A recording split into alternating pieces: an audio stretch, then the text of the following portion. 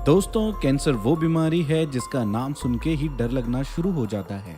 ऐसा इसलिए है क्योंकि इस बीमारी के हो जाने से जान जाने का खतरा बढ़ जाता है। लेकिन ऐसा भी नहीं है कि कैंसर हो जाने से मौत हो ही जाती है।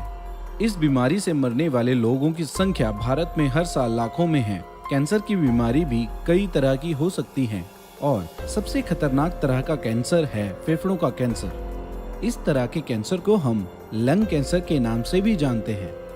तो चलिए दोस्तों, आज हम जानते हैं कि फेफड़ों का कैंसर क्या है और यह कैंसर क्यों होता है अथवा आयुर्वेद की मदद से इस कैंसर को कैसे ठीक किया जा सकता है। फेफड़ों का कैंसर एक ऐसी खतरनाक बीमारी है जिसमें जान जाने की संभावना बहुत ही ज्यादा होती है। फेफड़ों का कैंसर भी दो तरीके का होता है।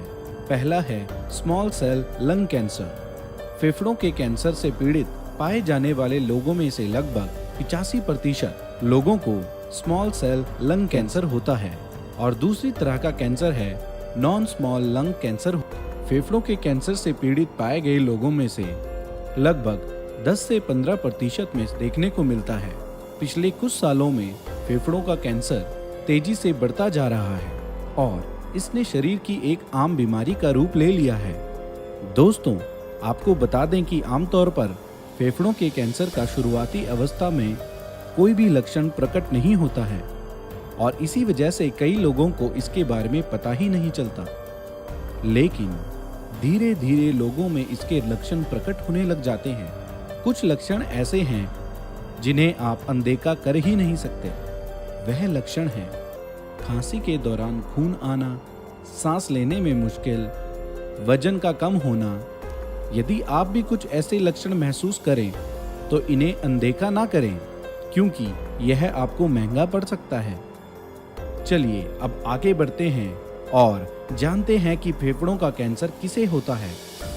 जैसे जैसे उम्र बढ़ती जाती है वैसे वैसे फेफड़ों के कैंसर होने की संभावना भी बढ़ती जाती है। जो लोग धूम्रपान करते हैं उन्हें इस कैंसर के होने का बहुत ज्यादा खतरा होता है। धूम्रपान ना करने वाले व्यक्तियों को भी फेफड़ों का कैंसर हो सकता है, परंतु धूम्रपान इस रोग का मुख्य कारण है। यह मुख्य कारण इसलिए है क्योंकि धूम्रपान में सांस के माध्यम से नियमित रूप से विभिन्न विषैले पदार्थ शरीर के अंदर जाते हैं। फेफड़ों के कैंसर का एक सबसे बड़ा कर्क सिगरेट द्वारा धूम्रपान करना है। सिगरेट में जो तंबाकू मौजूद होता है उसके धुएं में 60 से अधिक विभिन्न विषैले पदार्थ होते हैं। इन विषैले पदार्थों से कैंसर जैसे गंभीर बीमारी उत्पन्न हो सकती है। दोस्तों, अगर आप भी एक दिन में 20 या 20 से अधिक सिगरेट पीते हैं तो आप में धूम्रपान ना करने वालों की तुलना में फेफड़ों के कैंसर की संभावना 25% बढ़ जाती है। जो लोग भांग का इस्तेमाल करते हैं उन्हें भी सतर्क रहने की जरूरत होती है, क्योंकि भांग पीने को भी फेफड़ों के कैंसर के बढ़ते जोखिम के साथ जोड़ा गया है। तो चलिए दोस्तों, अब बात करते हैं फेफड़ों के कैंसर के आयुर्वेदिक इलाज का।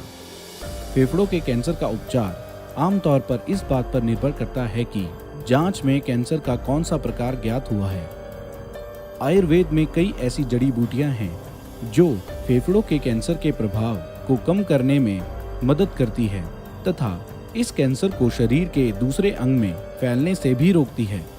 अगर आप फेफड़ों के कैंसर के लक्षणों को सही समय पर पहचान ले तो आप इसे ठीक कर सकते हैं। गिलोय, तुलसी, वसा जैसे कुछ हर्ब्स को अगर आप अपनी डेली रूटीन में लेते हैं तो इस समस्या को रोकने और कंट्रोल करने में मदद मिलती है।